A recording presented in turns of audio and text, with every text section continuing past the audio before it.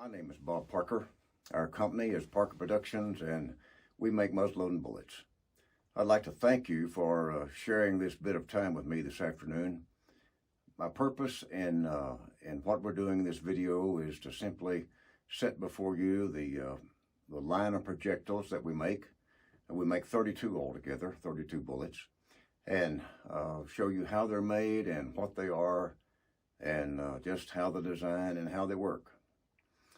My personal infatuation with muzzleloading began as a very young man. I always had a tremendous urge for the sharps and the long range rifle, and that era was just something that hung in my mind. I read and reread and read again The Shot at Adobe Walls, and marveled at the weaponry and the ability of those men that used them. Well, I couldn't afford sharps, but after the event of that movie called Jeremiah Johnson, I did acquire a 50 caliber Hawken, and that began the journey. Our first projectile that I used was, like many of you probably, with patch and round ball, and it served me well for a year or two. And then I wanted more. I moved from that to the conical, and that also served for really quite a few years. We did a lot of hunting with it, took deer, elk, bear, moose with that conical, and it performed extremely well. But again, not only for me, but for the clientele that we were having, I could keep on hearing the fact that people wanted more, further, better BC, different bullet, and therefore the journey. I'd like to share it with you, what we've done, and if you'll excuse me while I get the camera, we'll proceed with showing you the projectiles that we have. The first bullets we produced were called the bore-size Hydrocon. They came in 45, 50, 54.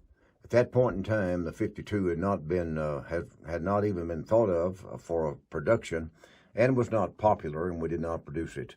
The bullets were made simply by from pure lead. They were cast, as you see this, with a hollow cavity, and then the bullet was filled with a food grade lubricant. A steel ball was placed on top of it. The nose was friction welded, and you wound up with the bore-size Hydrocon. It was a very effective bullet, but yet it had the disadvantage of being very short-ranged. 150 yards was a long shot with that bullet, although sometimes we stretched it beyond. 150 was just about the outside edge. We also developed the sharps in the same category of bullets. Have not even put that on the market as yet, and it's been sitting on the shelf now for almost 15 years. The bullet that came after the bore size was the jacketed Hydrocon. The jacketed Hydrocon, had a 15,000th jacket, had an all-lead core, and also the hydraulics. It was an extremely devastating bullet. We had it in a 40 caliber 200 grain, then 250. 275 and 300 in the 4.51 diameter bullet, which shot in 50 and 54 rifles. I need to show you just one bit of trivia before we go any further. This is a this is a book. It was just a catalog that I soaked, and I mean, when I say soaked, I soaked it till it was sopping wet, and then I shot it with a 275 grain jacketed Hydrocon. This is Hydrocon in, and this is Hydrocon out. That was one of our most devastating game bullets. It just almost was a no-tracker. However, it still had the characteristic of not having the ballistic design and coefficiency, or the ability to stand high velocity that the next bullet, which was the Ballistic Extreme, would produce. The Ballistic Extreme Again, it's a 15,000 jacket, polymer tip, and this is the old style. It was produced in a 451 diameter bullet, which shot in a 45 and 50 and 54. It was good on game, very accurate, very effective, but yet it still did not have the design that allowed it to do what our present Ballistic Extremes do. By far our most popular bullet in the Ballistic Extreme line has been the 275 grain Ballistic Extreme. It like all of our presently made bullets, simply is a jacket and core and tip type bullet. These are the three ingredients. The tip on the core on the Ballistic Extreme is pure lead.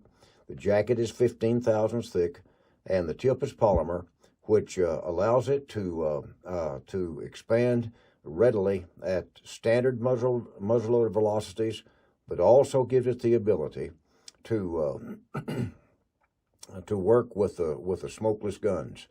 This 275 is almost a go-to when it comes to something that will shoot. It shoots well about across the board. Not quite as effective on game as a 300 grain Ballistic Extreme, but yet it is an extremely accurate and effective bullet. The cup and core design that you have in front of you, this is a 28,000th jacket. The core is and tip makes it to be a 300 grain bullet, and it produces these projectiles here. This is a 300 grain Match Hunter. The 300 grain Match Hunter is a premier big game bullet. It is made for heavier game. If you are shooting thin skin game with this bullet, it needs to be a shoulder shot. Otherwise, if it's at long range, this bullet may not open sufficiently to give the performance that you want.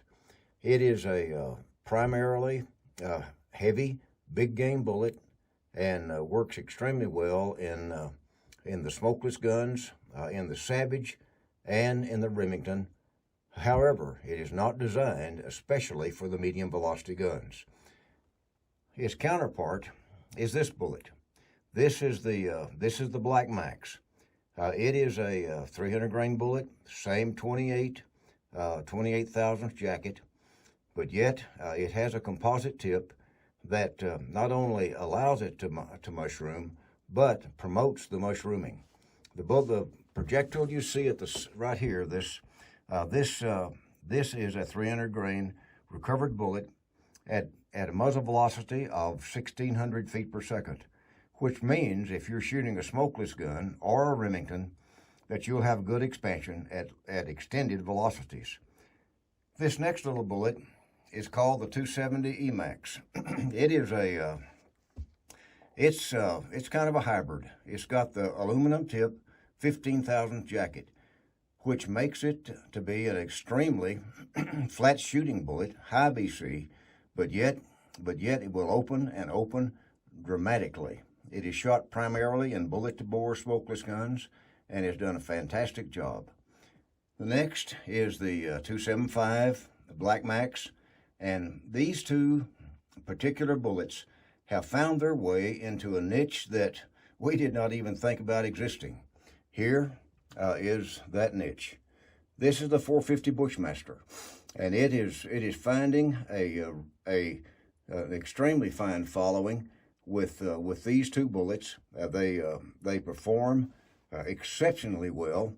My particular rifle gives a sub-half-inch group with the 275 Black Max at 100 yards, and others have come in equally well with the Emacs, but this is just something that came along that nobody expected.